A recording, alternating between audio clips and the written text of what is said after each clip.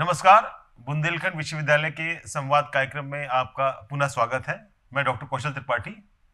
और जैसा कि इस संवाद कार्यक्रम में हम हमेशा किसी शिक्षाविद को लेकर के आते हैं, तो आज हमारे इस कार्यक्रम में हमारे बहुत ही विशिष्ट अतिथि हैं और हमारे इस बुंदेलखंड विश्वविद्यालय परिवार के पूर्व मुखिया हैं। मैं सर का परिचय बहुत बड़ा है, लेकिन मैं थोड़ा सा दुस्साहस करूंगा छोटा सा सर का परिचय देने के लिए। सर बुंदेलखंड विश्वविद्यालय के कुलपति रहे और इसके बाद में सर सिद्धार्थ विश्वविद्यालय सिद्धार्थ नगर में भी सर ने कुलपति कार्यकाल पूरा किया। वर्तमान में सर केंद्रीय हिंदी संस्थान आगरा में उपाध्यक्ष के पद पर कार्यरत है। तो मैं सर का बुंदेलखंड विश्वविद्यालय पर से बहुत बहुत स्वागत करता हूं। सर, आपका स्वागत है कार्यक्रम में। धन्यवाद। आपके कार्यकाल को बीते लगभग सर 6 साल हो चुके हैं। तो हमारे पाठक जानना चाहेंगे कि इस 6 साल में जो बुंदेलखंड विश्वविद्यालय परिवार की जो यात्रा रही है या जो नींव आपने सर मजबूत की थी, उसको आप किस तरीके से देखते हैं सर? बुंदेलखंड विश्वविद्यालय मेरे लिए घर जैसा सुख देता है। किसी भी परिवार के मुखिया के लिए यह सबसे सुखद और आनंददायक पल होता है जब वह अपने परिवार को बढ़ता फलता फूलता देखता है। रहीम ने कहा कि कह रहीम सुख होत है बढ़त देख निज गोत, जिम बड़री अखियान लखी आंखिन को सुख होत। जैसे बड़ी बड़ी आंखों को देखकर आंखों को सुख मिलता है, वैसे ही अपने कुल गोत्र को बढ़ता देखकर व्यक्ति को सुख मिलता है। मैं 2015 में यहां आया, 18 तक रहा। 18 के बाद से इस विश्वविद्यालय ने निरंतर जो प्रगति की है, उसके लिए यहाँ के तत्समय के कुलपति, अधिकारी, कर्मचारी, शिक्षक और छात्रों के योगदान को मैं रेखांकित करना चाहूंगा। इन सबके योगदान से ही यह विश्वविद्यालय आज प्रगति पथ पर अग्रसर है। 2015 में मैं यहाँ आया और 18 तक मेरा कार्यकाल था। उस बीच नैक का मूल्यांकन भी हुआ, जिसमें B++ इस विश्वविद्यालय को मिला था। लेकिन आज जब मैं यहाँ आया हूँ तो यह विश्वविद्यालय A++ है। इससे बड़ा सुख क्या हो सकता है? चारों ओर भवन, हरियाली, फैकल्टी मेंबर्स की सज्जनता, उनका ज्ञान, विवेक, हर जगह अभिवृद्धि दिखाई दे रही है। इसलिए मेरे लिए यह आनंद का विषय है कि यह विश्वविद्यालय निरंतर प्रगति पथ पर अग्रसर है। इस परिवार को आपका आशीर्वाद जो है सर लगातार बिना अवरुद्ध मिल रहा है और उस आशीर्वाद का भी परिणाम है कि बुंदेलखंड विश्वविद्यालय आज इस प्रगति के पथ पर है। सर, दूसरा मैं जानना चाहूंगा कि जैसे आप वर्तमान में सर इसमें केंद्रीय हिंदी संस्थान में उपाध्यक्ष के पद पर कार्यरत हैं, तो हमारे पाठक ये जानना चाहेंगे सर, ये केंद्रीय हिंदी संस्थान जो है किस प्रकार से हिंदी की सेवा में कार्य करता है और राष्ट्रीय स्तर पर या पाठकों को लेकर के स्थिति क्या भूमिका है सर? केंद्रीय हिंदी संस्थान भारत सरकार का एक उपक्रम है। भारत सरकार के शिक्षा मंत्रालय के अधीन यह काम करता है। 1960-61 में इस संस्थान की स्थापना हुई। एक दक्षिण भारतीय हिंदी विद्वान श्रीमान मोटूरी सत्यनारायण जी ने इसकी स्थापना की थी। तब से यह लगातार अनवरत कार्यरत है। इसका मुख्यालय आगरा में है और इसके 8 रीजनल सेंटर हैं। दिल्ली, शिलांग, गुवाहाटी, दीमापुर, भुवनेश्वर, अहमदाबाद और हैदराबाद, मैसूर। इन 8 रीजनल सेंटर्स और मुख्यालय के माध्यम से हम हिंदीतर विद्यार्थियों को हिंदी भाषा सिखाने, पढ़ाने का काम करते हैं। इस संस्थान में विदेशों से भी हिंदी न जानने वाले विद्यार्थी हमारे पास आते हैं। संप्रति 22 देशों के 84 विद्यार्थी आगरा मुख्यालय पर हिंदी पढ़ रहे हैं, सीख रहे हैं।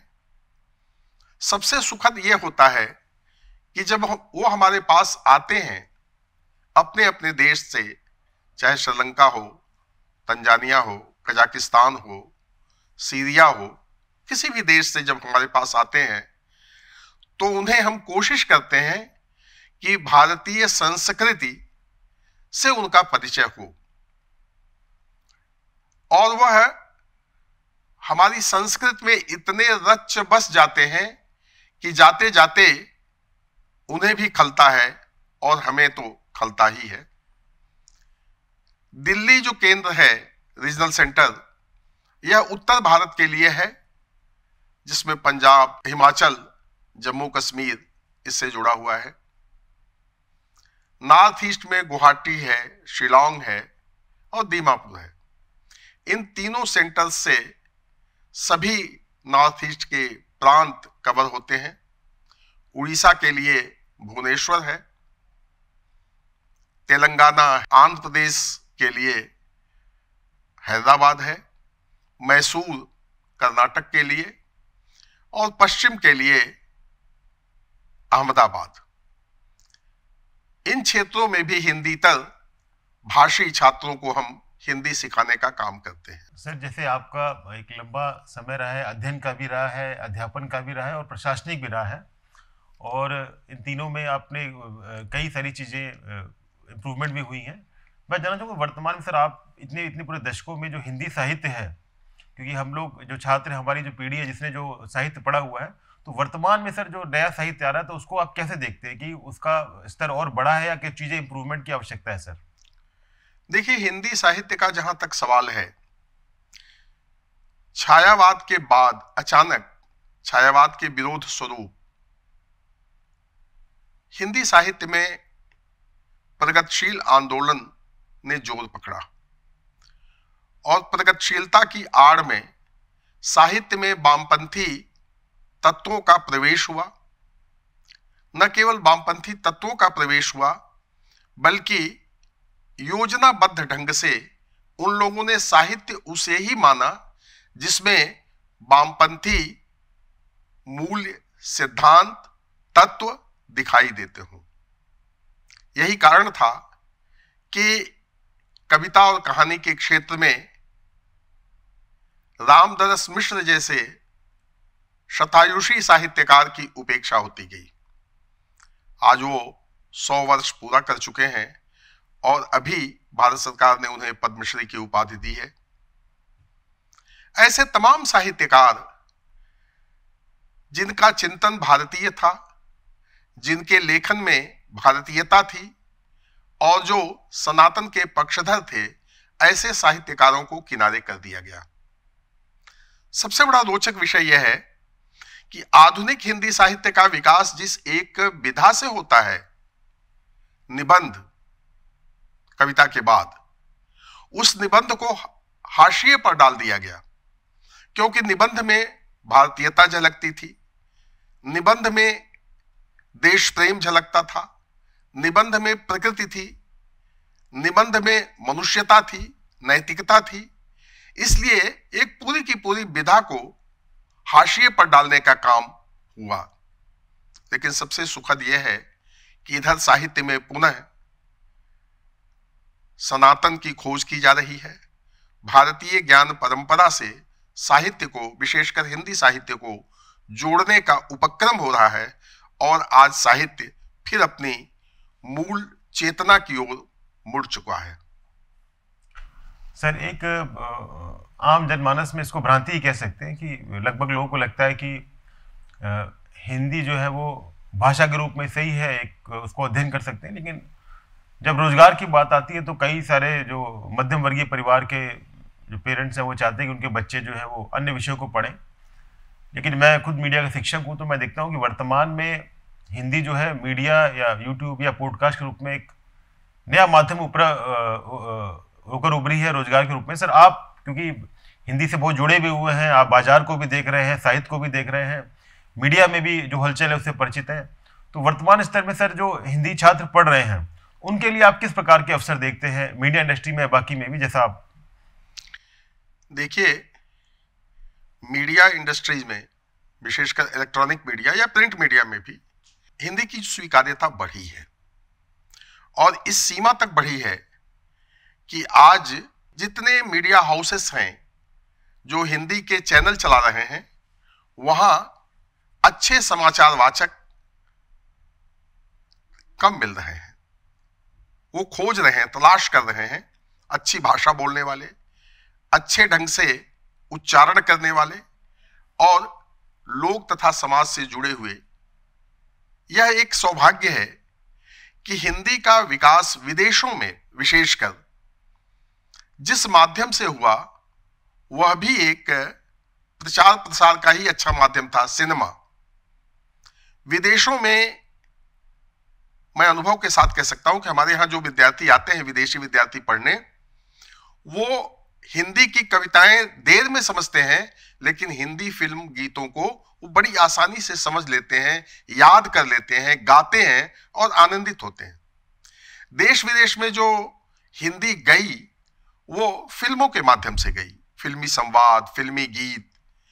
तो मीडिया ने एक बड़ा काम किया है हिंदी के प्रचार प्रसार के लिए। संप्रति मीडिया में हिंदी के विकास की अनंत संभावनाएं हैं। प्रयोजन मूलक हिंदी के आधार पर भी, हिंदी भाषा के आधार पर आपको रोजगार मिल सकता है। अनुवाद के क्षेत्र में बहुत ही संभावनाएं हैं, अनंत संभावनाएं हैं। अभी नई शिक्षा नीति ने जिस मातृभाषा में पुस्तकों की रचना पर जोर दिया है, उसमें अनुवाद की इतनी ज्यादा संभावनाएं हैं कि खोजे नहीं मिलेंगे हिंदी के अनुवादक। हिंदी से हिंदीतर भारतीय भाषाओं में अनुवाद करना या हिंदीतर भारतीय भाषाओं से हिंदी में अनुवाद करने वाले लोग खोजे नहीं मिल रहे हैं। ऐसे में अनुवाद क्षेत्र में भी अकूत संभावनाएं हैं। तो रोजगार की कोई दिक्कत नहीं है हिंदी भाषा पढ़ने वाले, पढ़ाने वालों के लिए। सिर्फ इतना ही है कि आप में प्रामाणिकता हो, क्षमता हो और अपने को प्रकट करने का अभिव्यक्ति कौशल हो। निश्चित ही सर ने पूरा प्रयास किया है कि जो हमारे आम परिवारजन की जो भ्रांति है हिंदी भाषा को लेकर के और उससे जुड़े रोजगार को लेकर के, सर के इस उत्तर से दूर भी हुई होगी।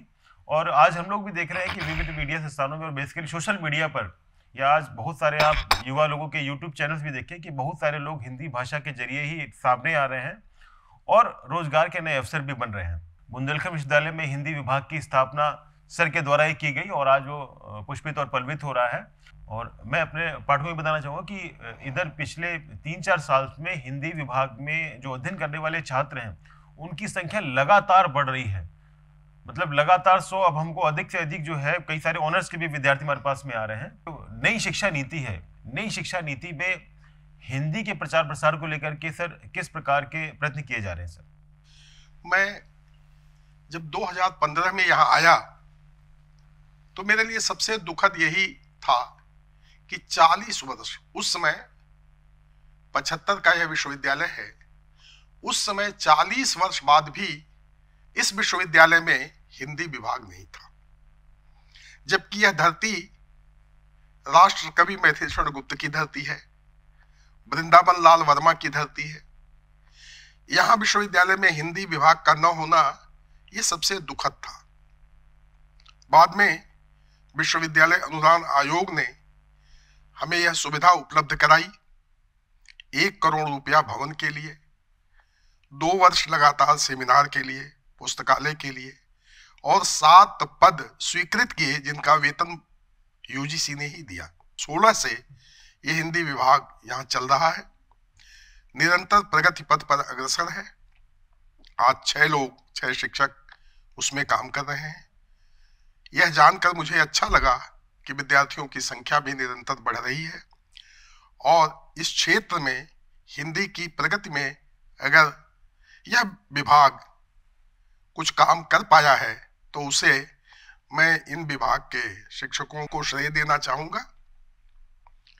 यहाँ के लोकमानस, जनमानस में हिंदी को लेकर जो एक लगाव था, उसे इस विभाग ने पूरा किया है। इसके लिए इस विभाग के सभी शिक्षक बंधु साधुवाद के पात्र हैं। निश्चित ही सर, आपके द्वारा जो ये पौधा लगाया गया था आज फलवित हो रहा है, और हिंदी विभाग में दो दो शोध पीठ है, दीनदयाल शोध पीठ है, अभी बुंदेली पीठ भी का भी गठन हुआ है। और निश्चित ही हिंदी के साथ में जो बुंदेली भाषा है उसको विकास को लेकर भी हिंदी विभाग कार्य कर रहा है। सर, आज आपने अपना बहुमूल्य समय दिया और हिंदी विषय से जुड़ी बहुत सारी हमारे साथ में चर्चा की, कई आमजन की भ्रांतियां दूर की। हमारे जो स्कूली छात्र हैं या जो कॉलेज में छात्र हिंदी पढ़ रहे हैं, उनको भी ये जानकर लगा होगा कि हिंदी में अनेक संभावनाएं हैं, तो अगर वो अपनी भाषा को सही तरीके से पढ़ेंगे, अध्ययन करेंगे, तो अच्छे अवसर प्राप्त करेंगे। सर, मैं दोबारा से आपका जो है बुंदेलखंड विश्वविद्यालय परिवार की तरफ से बहुत बहुत धन्यवाद करता हूँ कि आपने अपना बहुत बहुत समय दिया सर। बहुत बहुत धन्यवाद।